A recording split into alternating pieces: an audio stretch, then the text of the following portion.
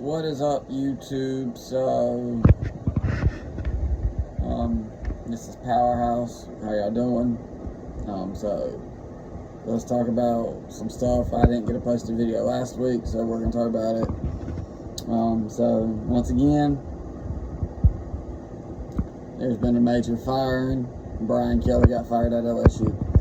We're gonna talk about that and some other stuff. So I'm gonna start off with saying I feel like, Brian Kelly was not a fit for the job. Just because he can have a winning record doesn't. It was boom or bust for a lot of these teams. And they're doing exactly like what Penn State did. And that is, you have to be able to win these big games, especially in this time and era, NIL and all that. And I'm not going to be surprised if I see a lot more names and job openings come open soon too,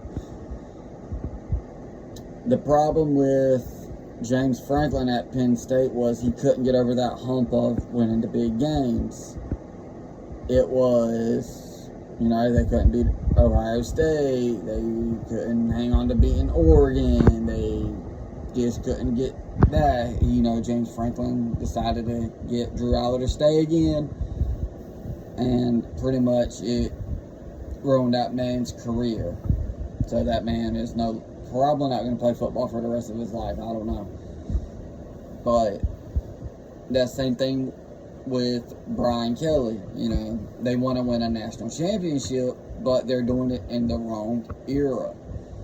They're doing it in the NIL era, the transfer portal, and they just can't do it because they can't hang with the big dogs.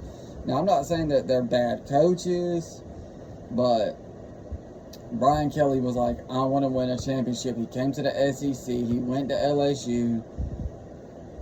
Now, everybody was talking about that fake accent he brought down. And now, here's the deal. And I'm going to take this. I know I posted about it about a few weeks ago, maybe a month ago, about when Dabo Swinney said, why are y'all expected to win?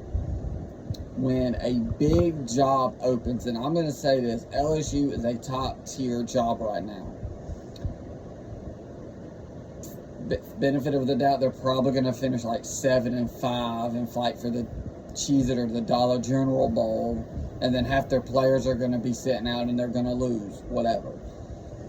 But make no mistake right now, when you make a name for yourself like Dabo Swinney did at Clemson, like he is, like Nick Saban did at Alabama, you got that name.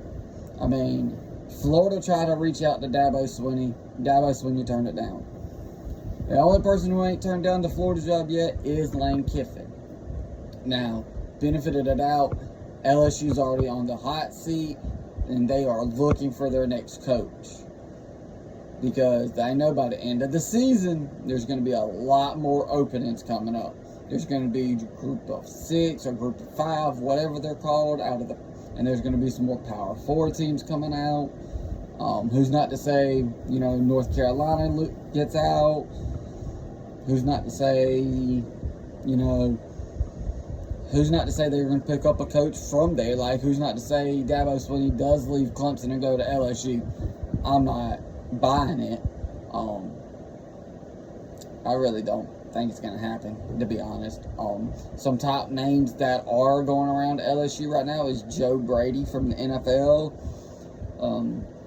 Nick Saban's name was tossed out, but from what we've been told, Nick Saban is probably going to be a no-go at the moment, but who knows? And then we got Jimbo Fisher there, we got Lane Kiffin there, and then at the Florida job, their only person that they're trying to get is Lane Kiffin.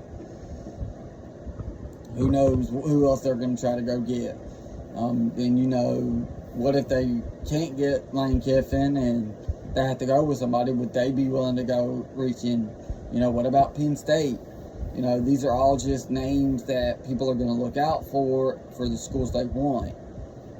And it's going to get hotter and hotter, and it's going to get stressful and more stress out for these schools because they're trying to jump onto it early.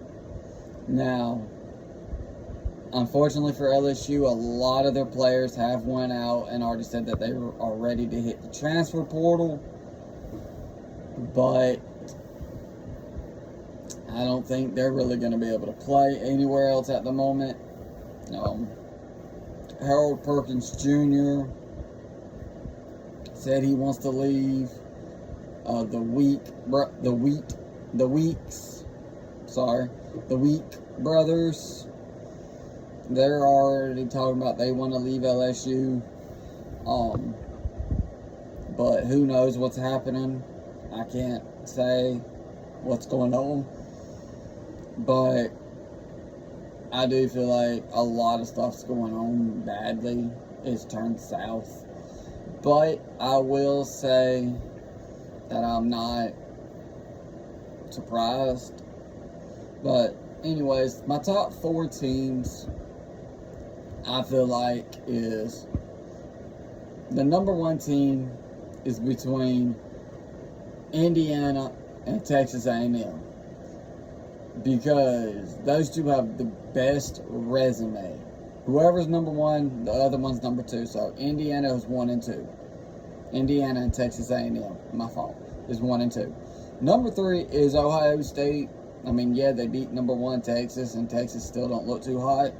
I mean, they just had to come back and beat a struggling Mississippi State team in overtime. Not the hype, whatever. But then you look at, the number 4, and you got this cluster of teams. So I still have Alabama. I put Alabama at number 4. They are learning to dominate and all that. And a lot of people are catching me hell for it. It's like, oh, you don't have Ole Miss right there. You don't have Georgia right there. You don't have Oregon right there. At this time, right now, my national rankings would be Indiana or Texas A&M. And then whoever... one of those is 1, the other one is 2. I don't care if you put Indiana and Texas A&M 1 and 2, or Texas A&M, Indiana at 1 and 2. It does not bother me. I think they're 2 the most complete teams at the moment, and they are proving it. Then I got Ohio State at number 3 because 1, Zane is just not looking like himself, but he's getting into the groove. They are holding on to that, so I don't think there's much separation between them and that number 2 spot. Then number 4 is Alabama, and I'm saying Alabama is because not the way they're beating teams. Yes, they struggled against South Carolina, but they have came out, they are playing with a vengeance, and they're doing their job. So I do not hesitate on what's going on with them. So that's why I have moved them up to number 4 and above Georgia. I feel like either they're going to win the SEC or they're going to lose to Texas A&M. Now, do I have any do I have any championship predictions? No. Do I have any conference championships? Yes. I think in the ACC, most likely will be Georgia Tech and Miami. I feel like Virginia's going to slip up somewhere where they're not supposed to. I think Miami still will somehow get there, but I don't know. So my ACC prediction is Georgia Tech, Miami. My SEC prediction is Texas A&M versus Alabama. I feel like that's going to be the case because Georgia did lose to Alabama. I love my dogs, but they lost. I just do not see them. I do not see them jumping Alabama, and I do not see Alabama losing another game or a conference game. Then for the Big Ten, I have Indiana, Ohio State, and those 2 are the most complete teams. I mean, Indiana beat Oregon, so Oregon has a conference loss.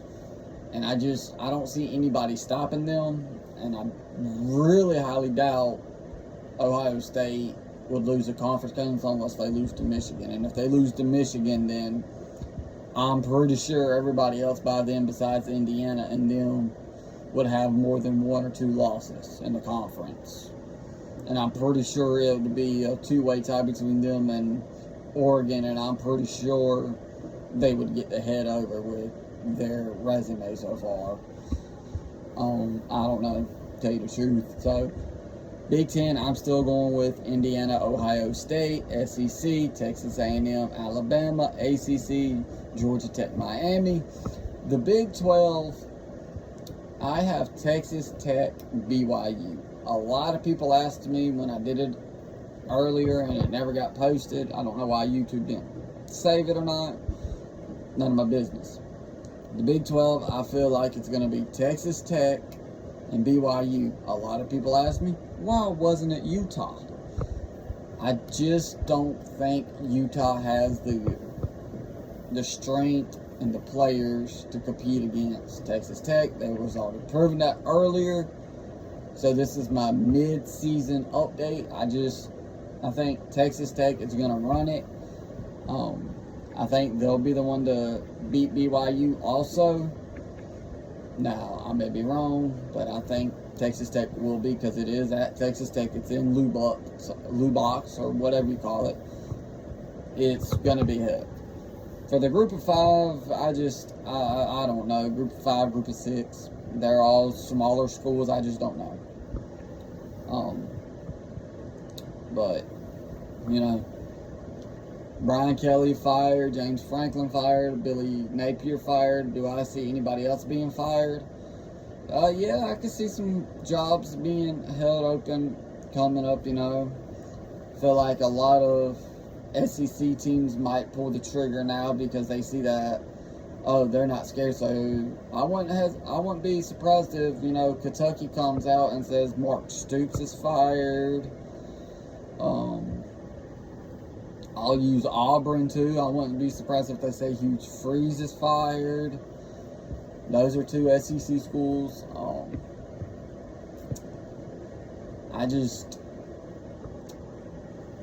And the ACC, I wouldn't be surprised if, you know, North Carolina parts ways with Bill Belichick. It was only a 1-year contract anyway for this experience, and it's went wrong. So I wouldn't be surprised if NC State left their coach. A lot of coaches are getting left high and dry because they just coming out for the money and they're not proving it. But that's the bad part of this season, and what we're witnessing in college football is it's about money and they're not putting in the work. So once again, guys, this is Powerhouse. Leave a like, subscribe to me. The more subscribers I get, the better I can go live and do more stuff for you guys. But y'all leave a like, y'all share this out. We're going to try to grow. We're going to try to get better stuff. Right now, all I'm doing it is off my phone. I'm going to start being able to get people on. I want to be able to have us to get more microphones. We can actually sit down and talk major football and all that.